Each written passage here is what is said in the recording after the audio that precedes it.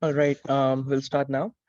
So we have Higinia Torregrosa with us today, joining in, and she's gonna present her views on advanced geothermal systems. Higinia has over 15 years of experience in a senior exploration geoscientist, um, as a senior exploration geoscientist, working on international projects in the energy sector. She has a master's in renewable energy from IMF Business School and a master's in petroleum geoscience from Imperial College of London. Currently, she's working for Seraphi Energy, promoting Seraphi's advanced geothermal proprietary technology, closed loop single well solutions. Her work consists in building a portfolio of energy transition assets, evaluating geothermal potential for heating and electricity generation, including possibilities for using existing well stock infrastructure in mature oil and gas fields. She has both a combined background in upstream exploration and renewable energy sectors, aligning exploratory geoscience with energy needs. Higinia, over to you. Hello, everybody. Thank you for having this opportunity to be here today within the SPE Datathon. And I'm going to share my presentation now.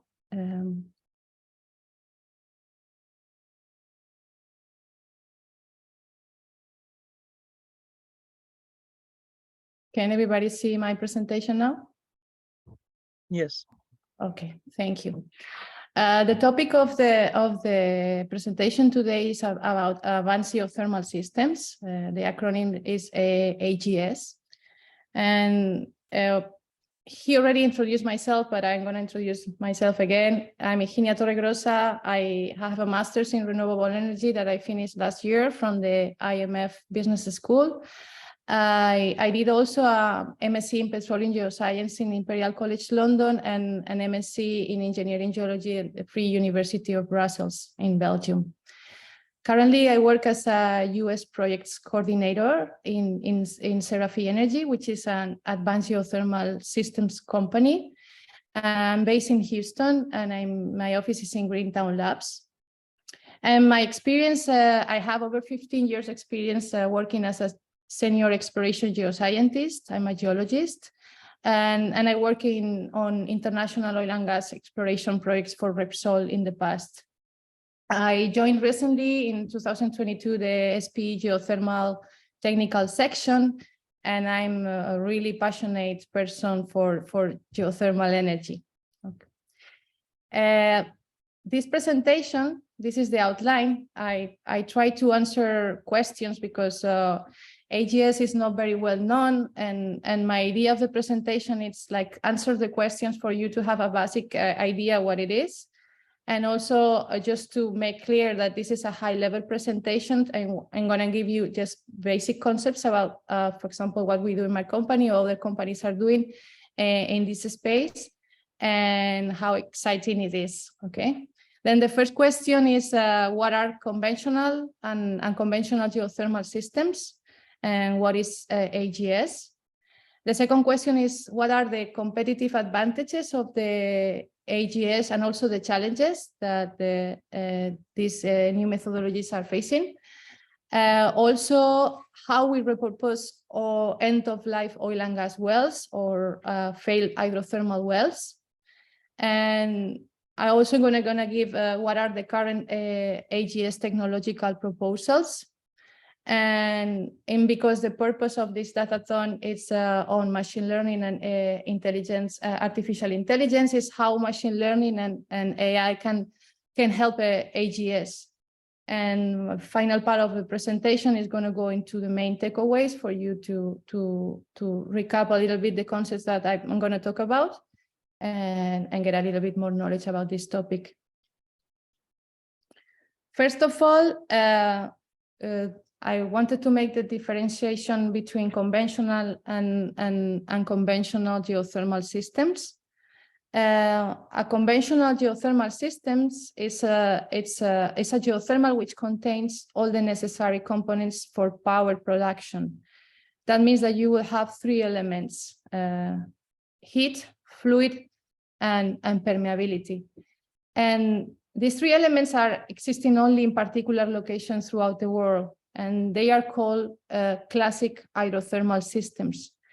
In these diagrams, in the left-hand side, in blue color, you have two examples of conventional hydrothermal systems.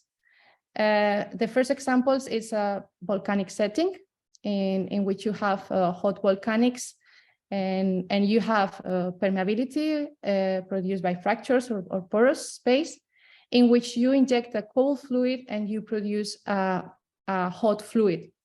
And there are different mechanisms, but are combining conduction and convection. Another example of a conventional hydrothermal system can be a hot sedimentary aquifer, in which you can have as well pore space, and a fluid can be circulated at the subsurface, harvesting the heat and then producing it at the surface after circulating. Then to define what are unconventional systems, this is geothermal, which is placed in a location which is missing one or more of the necessary components I said before: heat, fluid, and permeability. And in this case, in an unconventional system, the system has to be modified, needs to be engineered. If too cold, you have to drill deeper. If too tight, you have to make permeability. If you don't have the fluid, you have to inject the fluid. And EGS, enhanced geothermal systems, and AGS, advanced geothermal systems, are examples of unconventional geothermal systems. In the right-hand side diagram, you have an example of an unconventional geothermal system that is in this case an enhanced geothermal system, in which you have a granite that has no pore space, and you need to hydraulically fracture in order to get pore space and being able to circulate the fluids and harvest the heat, and then produce it at the surface. Then now answering the question is, what is specifically an advanced geothermal system? That is the topic of this presentation. An advanced geothermal system generates electric power of heat. I highlighted electric power of heat because it's not just for power generation, and uses a closed loop system. That means that it's a system that is completely closed and no fracking is needed. You don't need to enhance or stimulate or produce fractures. And what you do is circulating a working fluid through a long wellbore and extracting geothermal heat only through conductions from the rocks surrounding the wellbore. This means that these systems would allow the extractions of geothermal energy, of geothermal heat virtually everywhere on the planet. In here you have three simplistic diagrams in order to have an idea what are different designs. But in the first one is what it's called vertical coaxial, and it's just one well in which you inject a cold fluid and you produce a hot fluid in order to use it as electricity or heat. A second design could be a vertical coaxial with an horizontal extension. In this way, you, in order to increase efficiency of the system, you increase the residence time of your fluid, and you can create a system that is more efficient.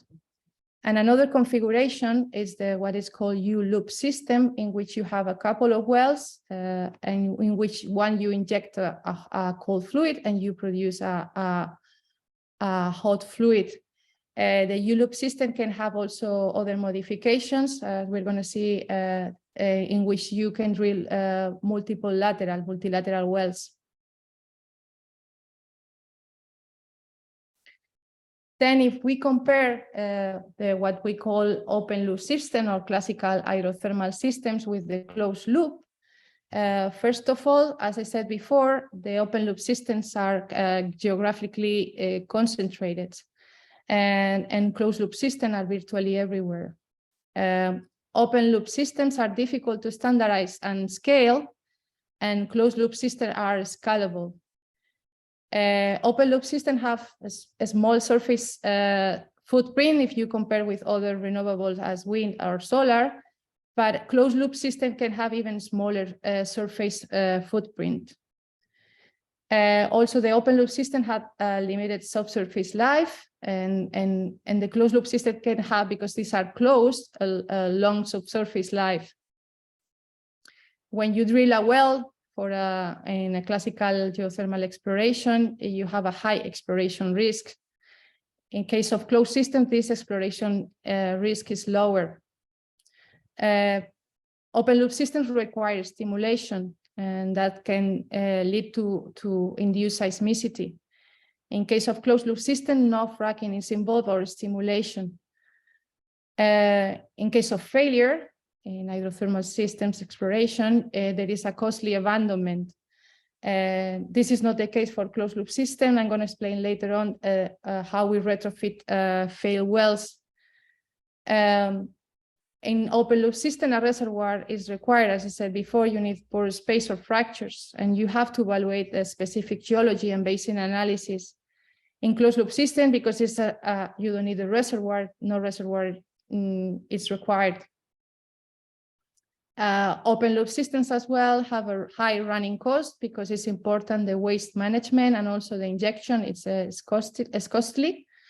And closed loop systems have lower running costs. In open loop systems, you have sometimes challenging subsurface conditions like aggressive fluids or scaling in your pipes. And in closed loop system, we overcome these challenging subsurface conditions because they are closed. And we also can optimize the working fluids that we are using to increase the efficiency. Open loop system, they have long time to revenue. And in case of closed loop system, you have a short time to revenue, specifically in case of wells retrofitting. You have environmental implications in open loop systems, because you need to consume water, and also you have to be very careful with air and water quality management and other environmental implications. But closed loop systems have because they don't have to treat this water, and it's a closed system, you have environmental advantages. Open loop systems also have a particular asset life. And as I said before, we can extend the life of the assets with some of our configurations. And now, what are the challenges? What are the challenges of AGS? These are new technologies and methodologies. We have to understand that. And also sometimes the public perception at commercial scale of these projects, it's not really clear, but we know that shallow heat pumps are commercial, and the difference with shallow heat pumps is like in this case, the wells are deeper. Also, the financial sector needs to be more aligned, needs to be more educated with what are these type of projects. Also, there are technical challenges for some of the solutions for drilling and completion, like drilling multiple loop systems. Drilling costs, of course, impact the total capital cost of the AGS projects, but this is not the case of the wells retrofitting. Also, another thing that is very important, and I think people just should keep in mind, is like when you have low production temperatures, you should consider AGS for direct use of the heat, and rather than for electricity generation. Also, in some cases, the directional drilling at high temperatures and hard rocks remains difficult. The technical know-how is needed, but exists. We know that we have a technical know-how from the traditional geothermal industry, and also we have the technical know-how from the oil and gas industry. Also, a topic of research, it's finding the circulating fluid which has the optimal performance.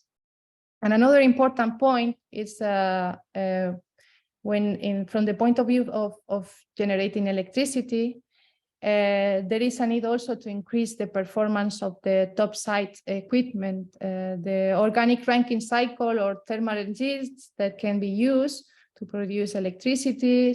They have very low efficiencies. And there is need for more research and for increasing efficiency of these systems. And then to close the challenges, is I make the questions like, because many people are questioning the commercialization. And to answer that is like, you have to answer the questions in a way like, first, commercialization, you have to answer where is the project located, to who, what is the end user that you are targeting, and also at what cost.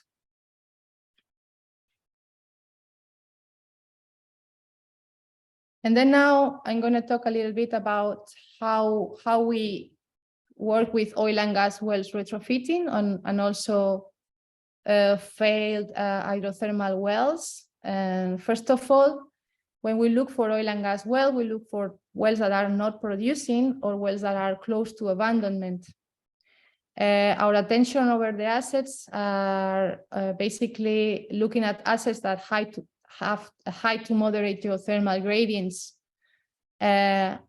It's important to do a good selection of the well candidates, and that will depend of the heat available, of course, and the pre-existing diameter of the wells. Wells that have any integrity issues are not considered from the beginning. That's very important. We are not going to go never for wells that have any risk. In oil and gas, not all the wells will be good candidates for sure, but many of them will be, and there are places that are many wells available.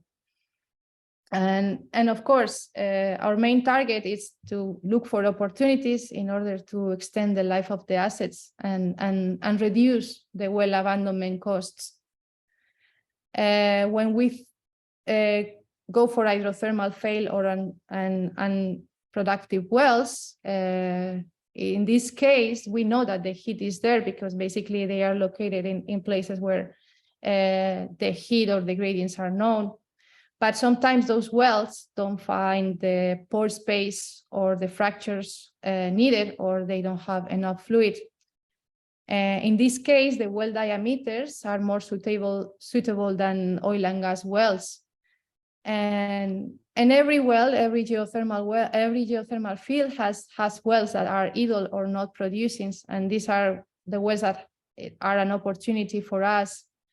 For example, if we add closed loop to conventional hydrothermal fields, we can open a full spectrum of opportunities to retrofit plug-in and abandoned wells liabilities. And here in the right-hand side, you have an example of what we call in Seraphi the energy cascade. In here, you can see the different applications that you can use the geothermal energy at different temperatures. And you can go from high temperatures, in which you can use the heat for producing green hydrogen, desalinization, or batteries charging. As you go down in temperature, around 150 degrees is when you can create a base load electric power. Also, lower temperatures, you can combine heat and power systems. You can still generate power. And then as you go down like 90 degrees, you can use your heat for district heating in towns or cities. Even lower temperatures can be harvested like low grade industrial uses or small heat networks. And at very low temperatures, this heat can be used for greenhouses or agriculture. Then the concept of the energy cascade means like basically depending on the resource that you have in place, the location, and of course how far are these end users from your well, you can use the heat in multiple applications, going from low temperatures to high temperatures. There is other approach that also is to drill a well with the optimal design in order to harvest as much heat as you can from the resource. And there are companies that are promoting the widespread geothermal energy through deep vertical and also multilateral wells that can bring heat and electricity to the masses. These type of projects, of course, they are going to be always affected by the price of drilling and the particular locations where the wells are drilled. In here we have a basic design of a U-loop with multilaterals. And this is an example of a well that can be drilled with this design.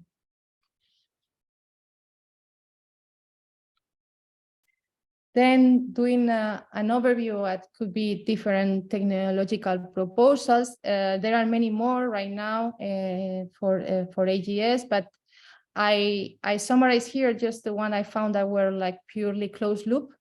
There are others that are also combining EGS and other type of solutions. But I only wanted to show here 3 companies that are actually promoting this type of solutions. In here in the table, you have the company name, their technological name, the basic characteristics of their designs, what is the primary mechanisms. In the 3 cases is conduction, and description and little diagrams with different designs.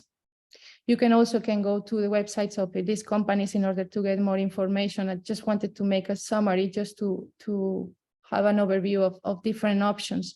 And also take into account that these different companies are targeting different, they are having different targets, and the way they are approaching the AGS it's different from one to one. And then the first one is Seraphi Energy. The technology name its use is called Seraphi Well, Seraphi Pro, and Seraphi True. This is basically a company that works with closed loop coaxial monobore. It's just one well, what we call pipe-in-pipe design. And the description of what we do is like we are a low to medium enthalpy AGS geothermal company with focus on retrofitting oil and gas wells. This is our main target right now. And here you have a little diagram with the design for producing electricity, apart from heat. That is also one of our objectives. The second one is Evor Technologies. Their technological name is Evor Loop, Evor Light, and Evor Deep. The characteristics are basically they are based in U-loop systems or closed loop multilaterals. And they are targeting drilling new geothermal wells. And basically in their designs here, they have what they call Evor Loop, that is a U-loop design. And their latest designs that imply closed loop multilaterals at different depths and different directions. The last one is Greenfire Energy. Their technology name is Green Loop. And this is a closed loop coaxial monobore as well. And their targets are basically retrofitting geothermal wells. This is different from the target of Seraphi that is more into oil and gas, but also geothermal wells. But specifically Greenfire, it's targeting geothermal wells that are failed or they can be, reused. And this is a detail of their design. I recommend everyone to go to websites and have a look because it's very interesting and there is a lot of information. There are other technological proposals. I think I commented before. There are proposals in which EGS and plus AGS is combined. And that implies in some cases that the fracture or enhanced reservoir in the surrounding rocks of the closed loop systems in order to combine convection plus conductions in order to make the system more efficient. And a topic that it's many people are talking about is the use of supercritical fluids, in this case CO2, because for the closed loop system, basically water has been the most studied working fluid, but recent studies are focused on using CO2 as in supercritical states as an alternative to achieve higher temperatures outputs and also to increase the efficiency.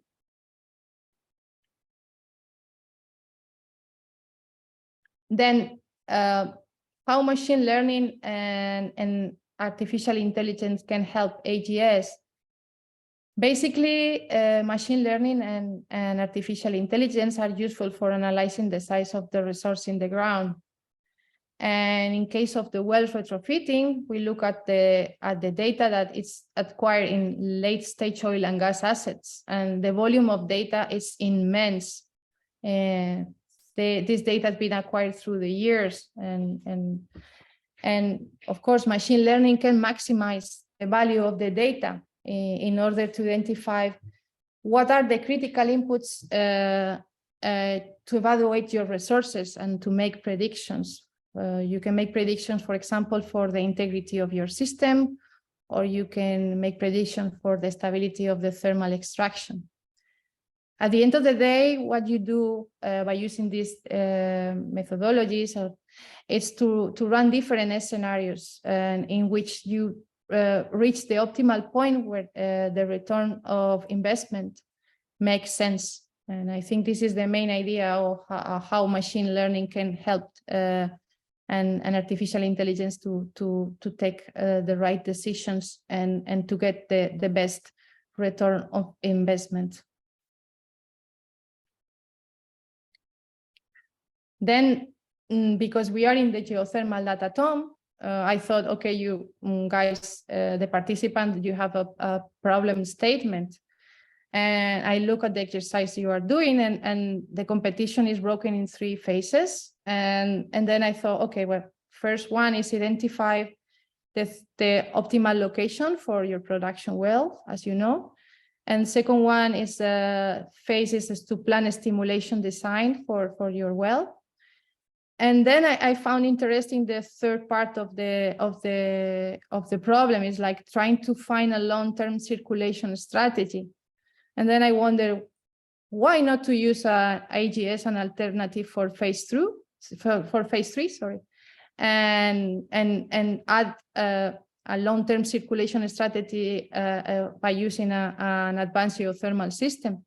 Then I leave this idea for you guys, because I know that the problem statement leaves you a room to explore different options. And I think it would be also interesting to look at AGS for the solution of this problem. Also, I want to emphasize that lately people are talking more and more about advanced geothermal systems. A lot of oil and gas companies are approaching to us and trying to see what they can, do in their assets. And also there is a very recent institutional interest. In January this year, the US Defense Innovation Unit opened a geothermal solicitation for pilot projects. And they were focusing in the resiliency of the Army installations. And in particular, in their call for proposals, they were talking about emerging geothermal technologies for the Air Force. And they were talking about enhanced geothermal systems, but they include a subcategory in which closed loop system geothermal was also commented. And that means that even, not only institutions are not only talking about enhanced geothermal systems, they are also considering interesting options, the advanced geothermal systems. And in this case, for resiliency, I think it could be a really, really good application.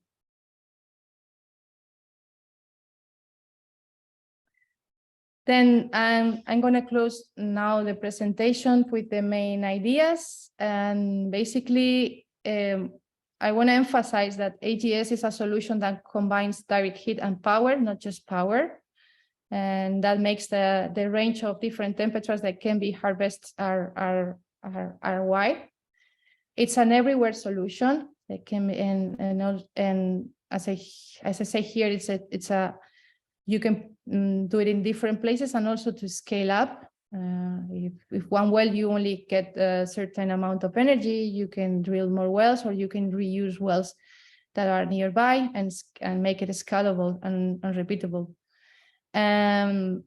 AGS basically is using an existing technology, but what it's doing is using a new methodology.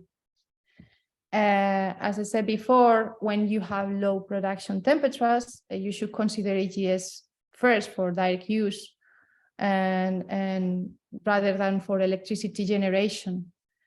The energy being used is one of the cleanest of the planet because you have zero CO2 emissions. And AGS systems we strongly believe that AGS systems are the next generation of geothermal. And things are changing right now. We are in a step changing moment right now in which more and more interest are looking at these type of solutions.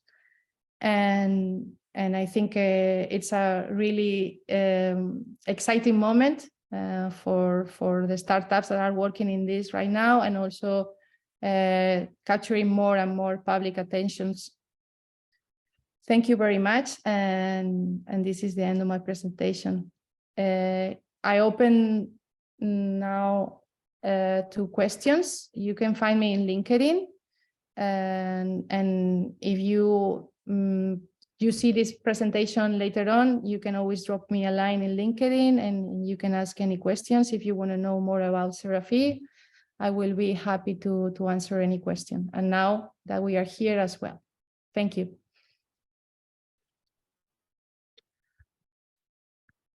Hi, Higinia. There are certain questions in the chat. I'll read one out for you. How do you optimize casing design and working fluid in the Serafi's Energies technology? Yeah, for the casing design, what we use is vacuum isolating pipes in which when we have to return the fluid to the surface, we are losing as less heat as possible. Okay. And what the second part of the question was how to optimize piping and casing, and the other one was working fluid in the Serafi's energy technology. We are working also in doing research on the different fluids that can be used. It's been considered apart from water, other type of fluids like ammonia. Also, we look at the supercritical CO2 as other companies, and of course there are many universities and a lot of research being done in this topic, and this is a topic that is important, very important for us.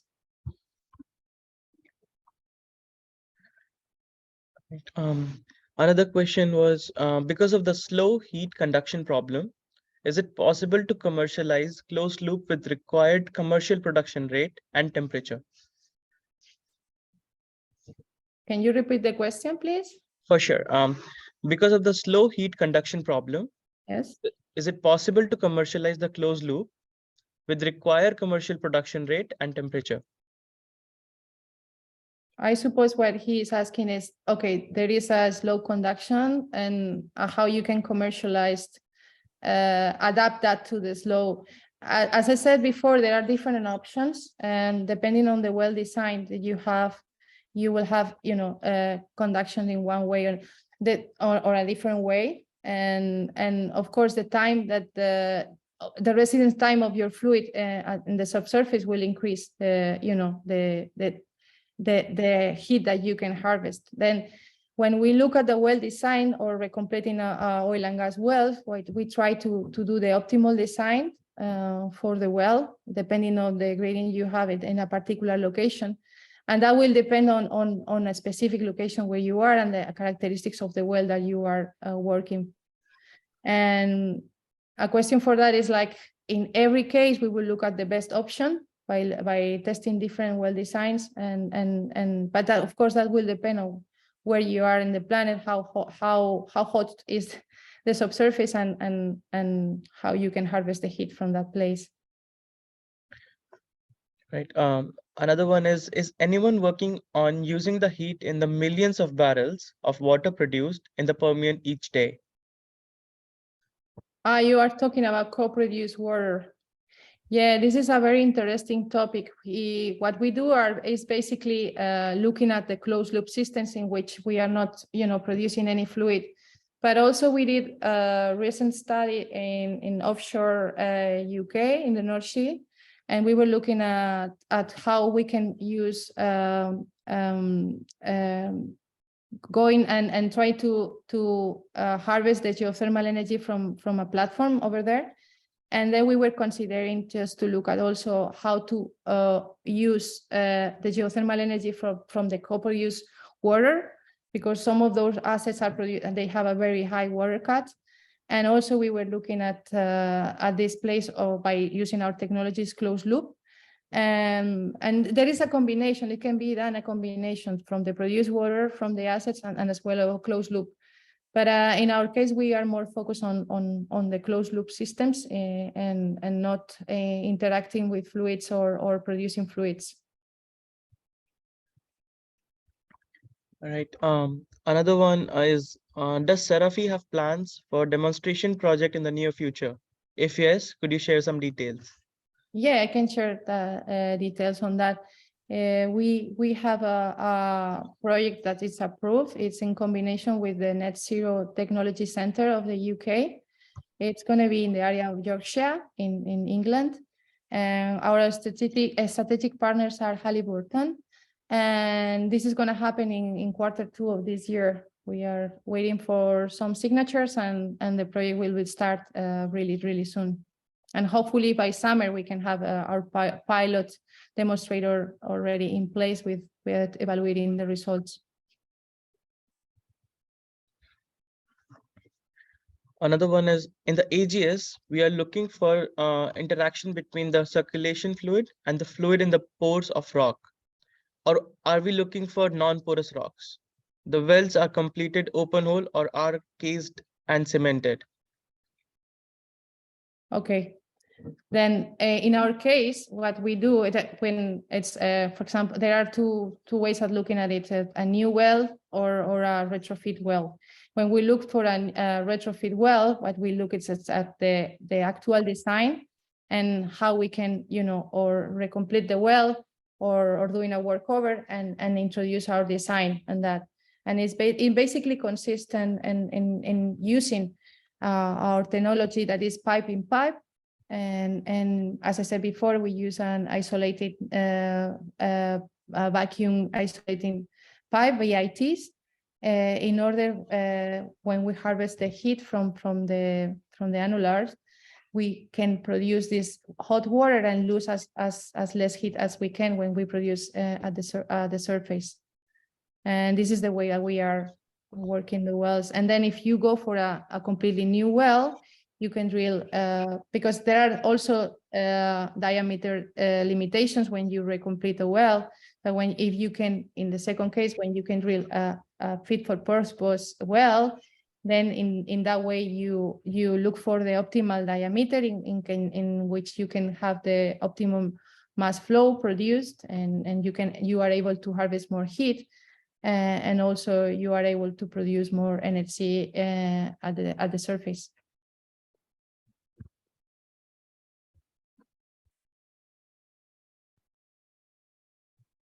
I think that is it. No, that's all the questions from the chat. Okay.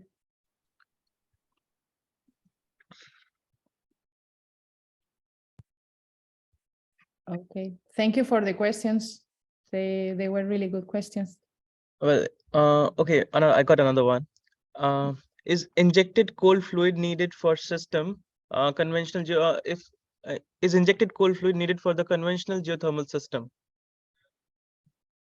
For the conventional ones, yes. Because after you harvest the heat, this water is still hot, and in order to reinject it, you have to pull it. And there are different systems for cooling. It can be water systems or also air systems, and depending on what type of cooling system you use, you will have more or less surface footprint. And this is also very important for the conventional projects, because for example, if you use their air cooling systems, you need more space, and also the environmental implications of the water cooling. And yes, you need to cool it down. Another question is directed towards wait.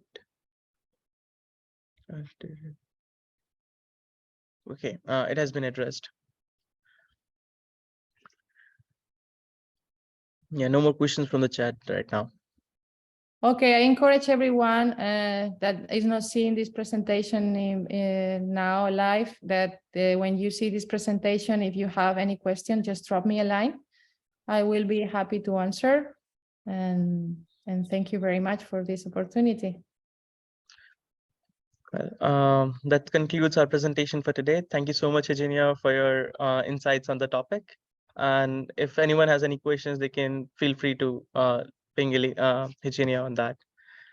All right. With that, I conclude today's session. Thank you so much for everyone for joining in. Thank you and good luck everyone with the Datathon. And because I know the participants are super clever people and they are going to do it very, very well. Thank you.